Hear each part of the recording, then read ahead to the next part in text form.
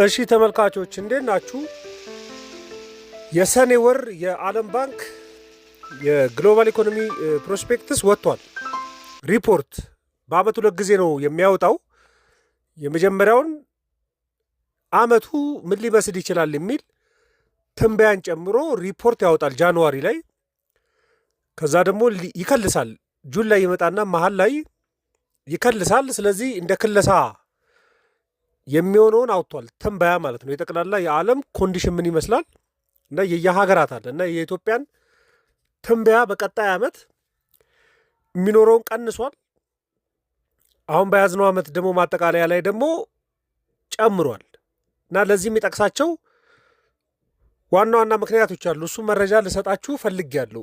ይሄ የዓለም ባንክና የአይኤምኤፍ ሪፖርት በቀላሉ የሚታይ አይደለም። በጣም ግዙፍ ተቋማቶች ናቸው። ወርልድ ባንክም አይኤምኤፍ ሪፖርት አወጡ፣ ትንበያ ሰጡ፣ ብድር ሰጡ፣ እርዳታ ሰጡ፣ ሪፎርም አብረው ከአንድ ሀገር ጋር አደረጉ ማለት ሌሎች አበዳሪ ሀገራት ድርጅቶች በቃ ጥሩ አመለካከት እንዲኖራቸው ነው የሚያደርገው። አንድ ሀገር ፖዘቲቭ ባድ ኢኮኖሚ ላይ ነች ብሎ ወርልድ ባንክ ሲመሰክር ሌሎች ሀገራት አብሮ ይመጣሉ። አይኤምኤፍ ሲመሰክር አይኤምኤፍ አብሮ ሪፎርም ሲያደርግ ማለት። ስለዚህ ሪፖርታቸው በትኩረት የሚታይ ነው። በዚህ ሰነድ ላይ ስለ ኢትዮጵያ ኢኮኖሚ በጥሩ የገመገማቸው ጉዳዮች እንዳለ አቅርቧል። ጠንካራ የሚባሉ እና በፖዘቲቭ የሚታዩ ሁኔታዎች አሉ የኢትዮጵያ ኢኮኖሚ ላይ ይላል። እንግዲህ በዚህ ወቅት በጣም በርካታ የሆነ ዓለም አቀፍና እንግዲህ ሀገር አቀፍም ተጽዕኖ አለበት ኢኮኖሚው። የመካከለኛ ምስራቅ ያለው ጦርነትም ዋጋነትም ሌሎቹም ግን ሀገር ውስጥም ያሉ የራሱ ተጽዕኖዎች ያሉበት ኢኮኖሚ ሆኖ ነገር ግን ጠንካራ እድገት እያስመዘገበ መሆኑን ይጠቅሳል። በተለይ በቃ ከአፍሪካ ውስጥ ብቻ ሳይሆን በዓለም ላይ ጥቂት ሀገራት ናቸው በተለይ በአሁን ጊዜ ከፍተኛ ተጽዕኖ ባለበት ውስጥ እያደጉ ያሉት። ከነዛ መካከል ኢትዮጵያ አንዷ ነች የሚል ሀሳብ ጠቅሷል። ከፍተኛ የጂዲፒ እድገት እያስመዘገበች ነው ብሏል። 2024 ላይ በ8.1 ከመቶ ያደገ ኢኮኖሚ ያላት እያለ ነው። 2025 ባለቀው ላይ ወደ 9.2 ከመቶ አድጋለች ብሏል።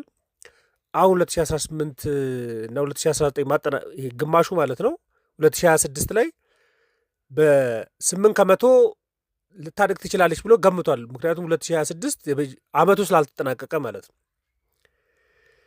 ይሄ በሰብሳሃራ ካሉ የሰብሳሃራ ሀገራት አሁን አማካይ እድገት 4 ከመቶ ነው። ስለዚህ 4 ከመቶ ባለበት ውስጥ 8 ከመቶ ነው የምታድገው። ስለዚህ በጣም ጥሩ የሚባል ነው ብሏል። ግን ጃንዋሪ ላይ ከነበረው ትንበያ ከፍ አድርጓል። አሁን ጃንዋሪ ላይ የነበረው ትንበያ 7.1 ከመቶ የኢትዮጵያ ኢኮኖሚ ያድጋል ብሎ ነበር። አሁን በ0.9 አሻሽሎ በ8 ከመቶ የኢትዮጵያ ኢኮኖሚ ያድጋል የሚል ትንበያ ሰጥቷል ለ2026 ማለት ነው።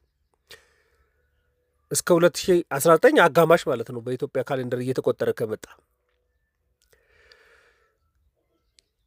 የተፈጠሩባትን ጫናዎች መቋቋም የቻለ ኢኮኖሚ መሆኑንም ይጠቅሳል። ብዙ ቦታ ነው ስለ ኢትዮጵያ የሚጠቅስም እና ዓለም አቀፍም ሀገር አቀፍም የነበሩ ጫናዎችን መቋቋም የቻለች ሀገር ነች የሚል ሀሳብ አቅርቧል። ነገር ግን በ2027 ላይ አሁን ከተተነበየው አንጻር በ0.8 ትቀንሳለች። 2019 እና 2020 አጋማሽ ማለት ነው። በጃንዋሪ ላይ ትንበያ ሰጥቶ የነበረው በ7.7 ከመቶ ታድጋለች ብሎ ነበር። ነገር ግን አሁን ድጋሚ ሲከልስ እድገቷ የሚሆነው በ6.9 ከመቶ ነው እያለ ነው። መንግስት 2019ን ከ10 ከመቶ በላይ አድጋለሁ እያለ ነው። ወይ ደግሞ በ10.1 ከመቶ ኤክስፔክት ያደርጋል። አሁን በቅርቡ የፌዴራል መንግስት በጀትን ለማጽደቅ እየተመለከተ ነው። ወደ 2.34 ትሪሊዮን ብር በጀት በጅቷል እና ጠቅላላ ኢኮኖሚው በ10.1 ከመቶ ያድጋል ብሎ እንደሚገምት ነበር ሲያቀርብ የነበረው። ወርልድ ባንክም በ7.7 ከመቶ ያድጋል ብሎ ነበር ጃንዋሪ ላይ። ነገር ግን ቀጣይ ዓመት አሁን ስመለከታችሁ በ6.9 ከመቶ ነው የምታድጉት ወይም በ0.8 ፐርሰንታይል ቅናሽ ይኖረዋል እያለ ነው። የመንግስት ትንበያ 10.1 ከመቶ የሚለው መንግስት የራሱን ፊስካልና ሞኔተሪ ተንብዮ ያስቀመጠው የእድገትና አሁን ወርልድ ባንክ ታድጋላችሁ ብሎ ባስቀመጠው መካከል የ3.2% ልዩነት ነው ያለው። 10.2 እና 10.1 እና 6.9 ከመቶ። ለዚህ የጠቀሳቸው ምክንያቶች አሉ። እሱም በኋላ ጠቅስላችኋለሁ። የምንዛሬ ማሻሻያው ለኢትዮጵያ ኢኮኖሚ በጣም ጥሩ እድል እንደሆነ ወርልድ ባንክ እንደሚያምር ሪፖርት አቅርቧል። የገንዘብ ፖሊሲ ማሻሻያ መደረጋቸው ለኢትዮጵያ ኢኮኖሚ የተሻለ ውጤት እያመጣ መሆኑን በዚህ በአዎንታ እንደሚመለከት ገልጿል።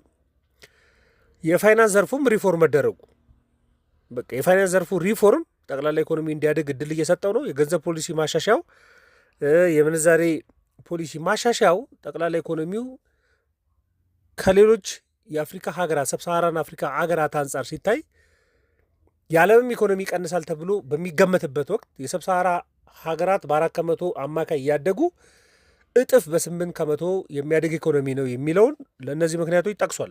ግን 2027 ላይ ትንበያው እንደሚቀንስ አስባለሁ እያለ ነው።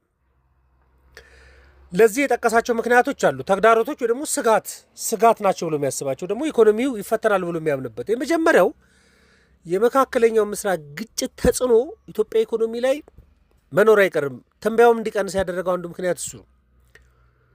በመካከለኛው ምስራቅ ጦርነት ምክንያት የሎጂስቲክ ተስተጓጉሏል። የንግድ ስርዓቱ ተስተጓጉሏል። የነዳጅ ዋጋ ጨምሯል። የኢትዮጵያ መንግስት ለነዳጅ የሚያወጣው ወጪ ጨምሯል። የነዳጅ ዋጋ እንኳን በ2026 ላይ በ36% መጨመሩን ነው እየገለጸ ያለው። ስለዚህ የኢትዮጵያ ኢኮኖሚ ነዳጅ አስመጪ ነው። ስለዚህ ለነዳጅ የሚያወጣው ወጪ በጣም ከፍተኛ የውጭ ምንዛሬ ሪዘርቡን እንዲወስድበት እያደረገ ነው። ዓለም አቀፍ ሁኔታው ደግሞ የዋጋ ንረትም እንዲባባስ እያደረገ ነው። ምክንያቱም ነዳጅም እየጨመረ ነው፣ የአፈር ማዳበሪያ ዋጋም እየጨመረ ነው። ስለዚህ በዚህ ምክንያት የኢትዮጵያ ኢኮኖሚ ሊቀንስ ይችላል የሚል ትንበያ እንዳለው ገልጿል። ሌላው ተግዳሮት የአፈር ማዳበሪያ ጉዳይ ነው። የአፈር ማዳበሪያ 2026 ላይ እንኳን በ38 ከመቶ እንደጨመረ እየገለጸ ነው፣ ዋጋ ማለት ነው። ስለዚህ የኢትዮጵያ ኢኮኖሚ ትልቅ መሰረቱን የሚያደርገው ግብርና ላይ ነው። የአፈር ማዳበሪያ ደግሞ ለግብርና ሴክተሩ ወሳኝ የሚባለው ነው። ስለዚህ የግብርና ሴክተሩ ሊጎዳ ይችላል። የአፈር ማዳበሪያ በበቂ ላይ ያገኝ ይችላል።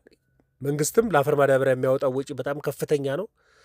የአፈር ማዳበሪያን በቀላሉ በሎጂስቲክም ለማምጣት አስቸጋሪ ሊሆን ይችላል። ስለዚህ የኢትዮጵያ ኢኮኖሚ አንዱ ስጋት ይሆናል የሚል ትንበያው እንዲቀንስ ያደረገው ምክንያት ይሄ መሆኑን ገልጿል። ሌሎችም ስጋቶች አሉበት። የዋጋ ንረትና የኑሮ ውድነት ጉዳይ የኢትዮጵያ ኢኮኖሚ ሸማች እስከሆነ ድረስ ነዳጅ የሚሸምት ከሆነ የአፈር ማዳበሪያ የሚሸምት ከሆነ እነዚህም በውድ የሚያስገባ ከሆነ ለዜጎች የኑሮ ውድነትና የዋጋ ንረት ማምጣታቸው አይቀርም። የኑሮ ውድነት ጫና ማምጣቱ አይቀርም። ነዳጅ ውድ ከሆነ ትራንስፖርት ውድ መሆኑ አይቀርም። የአፈር ማዳበሪያ ውድ ከሆነ የግብርና ውጤቶች ውድ መሆናቸው አይቀርም። ሎጂስቲክ ውድ ከሆነ በነዳጅ ተጓጉዞት የሚደርሱት ውድ መሆናቸው አይቀርም። ሎጂስቲክ ውድ ከሆነ የአፈር ማዳበሪያን የግብርና ሴክተሩ ላይ ማድረስ ውድ መሆኑ አይቀርም። ይሄ የዋጋ ንረትና የኑሮ ውድነትን ኢትዮጵያ ኢኮኖሚ ላይ ሊያባብስ ይችላል የሚል ስጋት እንዳለው ገልጿል። የመንግስት ዕዳ የውጭ የመንግስት ዕዳ መጨመር በቃ የወለድ ክፍያዎች እየጨመሩ መምጣታቸው የወለድ ክፍያዎች በራሳቸው ትልቅ መሆናቸው እና ይሄ በተለይ አሁን አሜሪካንም ጨምሮ የአሜሪካ ፌድም ወለድን የመጨመር ሀሳብ አላቸው። እንደምታውቁት አንድ የብድር ከሆነ በኋላ የወለድ አጀስትመንት የሚኖር ከሆነ አንድ ተበዳሪ የመክፈል ግዴታ አለበት። ለምሳሌ እናንተ ከባንክ ብትበደሩ በ10 ከመቶ ተበድራችሁ መሀል ላይ ባንኩ 12 ከመቶ ቢያደርግ በ12 ከመቶ ነው የምትቀጥሉት። አይ ስበደር የተስማማት እኮ 10 ከመቶ ነው አይሰራም። ውሉ ላይ የወለድ ምጣኔ ለውጥ ካለ ተበዳሪ ሊከፍል የሚል ስምምነቶች በአብዛኛው ስለሚኖር ማለት ነው እና ዓለም አቀፍ ላይ የወለድ ጭማሪ ሊኖር ስለሚችል እሱ ስጋት ነው። ደግሞ ነባር ያለባትም የውጭ ዕዳ መክፈል የመሰረተ ልማቶች ላይ ያላትን ወጪ እንዲቀንስ ነው የሚያደርገው። በቃ ኢኮኖሚ ዕዳ የሚከፍል ከሆነ ይሄ ደግሞ ሪፖርቱም ላይ ነበረ 2.34 ትሪሊየን ብር የኢትዮጵያ ኢኮኖሚ በጅቶ 540 ቢሊየን የሚሆነው ብር ለዕዳ ክፍያ እኮ ነው። ስለዚህ ከፍተኛ ዕዳ ክፍያ የያዘ ኢኮኖሚ ነው ስንል ነበር። አሁን ወርልድ ባንክም ኢትዮጵያ ያለባትን ዕዳ ለመክፈል ስትሞክር የኛ ስጋት ምንድን ነው? ከፍተኛ ዕዳ የሚከፍል ከሆነ ከካፒታሉ ላይ ነው የሚቀንሰው፣ ከመሰረተ ልማቱ ላይ ነው የሚቀንሰው እያልን ነበር። ስለዚህ አሁንም የኢትዮጵያ ኢኮኖሚ ዕዳ ለመክፈል በጣም ብዙ ዕዳ ያለበት ነው። የዕዳ ጫና ከፍተኛ ነው። ስለዚህ እዛ የሚከፍል ከሆነ ለመሰረተ ልማት ያለውን እንዳያወጣ እክል ሊፈጥርበት ይችላል። ይሄ ኢኮኖሚውን ሊቀንሰው ይችላል የሚል የትንበያ መቀነስ ምክንያቱ አንዱ እሱ ነው። ሌላው ስጋት አድርጎ የሚያስበው ምንድነው? የውጭ ድጋፍ መቀነስ። የውጭ ድጋፍ እንግዲህ ከ10 ከመቶ በላይ የኢትዮጵያ ኢኮኖሚም የበጀት ጉድለቱ የሚሞላው ከውጭ ብድር ድጋፍ ምናምን ጠብቆ ነው። አሁን ደግሞ በዓለም አቀፍ ሁኔታ እንደሚጠበቀው አይደለም የውጭ ድጋፍ እየቀጠለ ያለው። ስለዚህ የውጭ ድጋፍ መቀነስ ለኢትዮጵያ ኢኮኖሚ ስጋት ሊሆን ይችላል የሚል ወደፊት 10 ምናምን ወራቶችን ከግምት የከተተ ትንበያ ሲሰራ 2027 ላይ የኢትዮጵያ ኢኮኖሚ መጀመሪያ አስቀምጬለት ከነበረው የ7.7 ከመቶ እድገት ወደ 6.9 ከመቶ ዝቅ እንደሚል አስባለሁ እያለ ነው። 2026 ሲጠናቀቅ በ7.1 ከመቶ ያድጋል ብዬ የነበረው ግን በ8 ከመቶ ሊያድግ ይችላል የሚል የትንበያ አጀስትመንት አድርጓል። እና በጥቅሉ የኢትዮጵያ ኢኮኖሚ በ2026 ጠንካራ የቁጥር እድገት ያሳያል። ደግሞ ሊያሳይ ይችላል፣ ደግሞ አሁንም እያሳየ ነው። ነገር ግን ይሄ ዘላቂ እንዲሆን ኮንሲስተንት የሆነ የኢኮኖሚ እድገት እንዲኖረው ግን የውጭ ጫናዎቹ በጣም እሱን መቋቋም የሚችል ፖሊሲ ማዘጋጀት አለበት። የውጭ ጫና የሚባለው በተለይ የመካከለኛው ምስራቅ ጦርነት የነዳጁን ውድ እያደረገበት ነው። የአፈር ማዳበሪያ በጣም ውድ እየሆነበት ነው። ከፍተኛ ወጪ እየመጣበት ነው። ስለዚህ እሱን መቋቋም የሚችል የማክሮ ኢኮኖሚ ፖሊሲ መቅረጽ አለበት፣ መዘጋጀት አለበት። ካልሆነ ግን የኢኮኖሚ እድገቱ ሊቀንስ ይችላል እያለ ነው። የሀገር ውስጥ ገቢ የማሰባሰብ አቅሙንም ማጠናከር አለበት። ይህንን ለኢትዮጵያ ብቻ አይደለም ሲመክር የነበረው፣ ለአንዳንድ ሀገራትም ይመክራል። የሀገር ውስጥ ገቢ የመሰብሰብ አቅሙን በጣም ማጠናከር አለበት። የሀገር ውስጥም የውጭ ዕዳንም የሚያስተዳድርበትን ሁኔታ በጥንቃቄ መምራት አለበት። አሁን ወርልድ ባንክ ላይ ሪፖርት ሆኖ ስለመጣ ነው እንጂ ከበጀቱ ተነስቶ ብዙዎቹን ስናነሳ ነበር። የውጭ ዕዳ አለበት፣ እሱም ማኔጅ ማድረግ ይጠበቅበታል። ከዩሮ ቦንድ ጋር ያለበትን ጉዳይ መፍታት ይጠበቅበታል። የሀገር ውስጥ ዕዳ በጣም ከፍተኛ ነው። አሁንም የመንግስት የግምጃ ቤት ሰነድ ለመሸጥ ኢኮኖሚ ተዘጋጅቷል። ስለዚህ ዕዳ የሚያስተዳድርበት ሁኔታ በጥንቃቄ የተመራ መሆን አለበት የሚል ብዙ ጊዜ ሀሳብ ይቀርብ ነበር። አሁን ወርልድ ባንክም ሪፖርት ላይ አለ። ለ2026 የሰጠው ትንበያ በተወሰነ መልኩ ጨምሯል። ለ2027 ግን በቀጣይ ግን የሚኖረው ትንበያ የቀነሰ ነው። ስለዚህ በወርልድ ባንክና በኢትዮጵያ ትንበያ መካከል ከ3.2 በመቶ መካከል ያለው ልዩነት ነው ያለው። ይሄ መረጃ ለእናንተ ለማድረስ ነው። ሰነዱን ላስቀምጥላችሁ እችላለሁ። ዘኢትዮጵያ ኢኮኖሚስት ቪው ቴሌግራም ላይ ማንኛውም ሀሳብ አስተያየት ካለ ልትልኩልኝ ትችላላችሁ። ለነበረን ቆይታ በሙሉ ከልብ አመሰግናለሁ። መልካም ቀን።